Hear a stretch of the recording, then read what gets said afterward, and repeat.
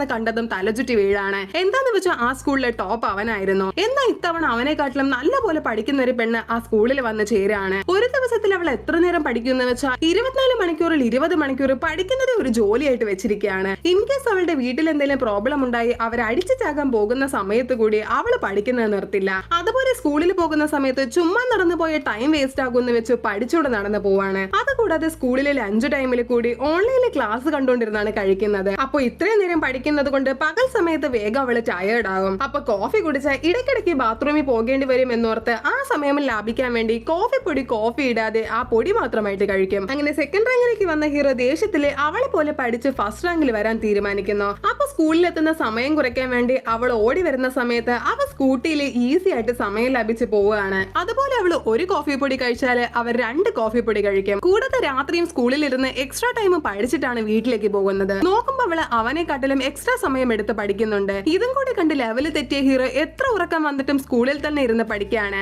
അവസാനം രാത്രി ഉറങ്ങാത്തത് കൊണ്ട് പിറ്റേന്ന് അവൻ എക്സാം ഹാളിൽ തന്നെ മയങ്ങി വീഴുന്നു. എന്നാൽ അവന് മുമ്പേ അവള് മയങ്ങി വീഴാണ്. അപ്പൊ മയക്കത്തിലും അവളാണ് ഫസ്റ്റ് ആണെന്ന് കണ്ട ഹീറോ വണ്ടർ അടിച്ചു പോകുന്നു. എപ്പോഴും ഫസ്റ്റ് റാങ്ക് വാങ്ങുന്ന പയ്യൻ ലാസ്റ്റ് എക്സാമിൽ സെക്കൻഡ് റാങ്ക് ആണെന്ന് കണ്ടതും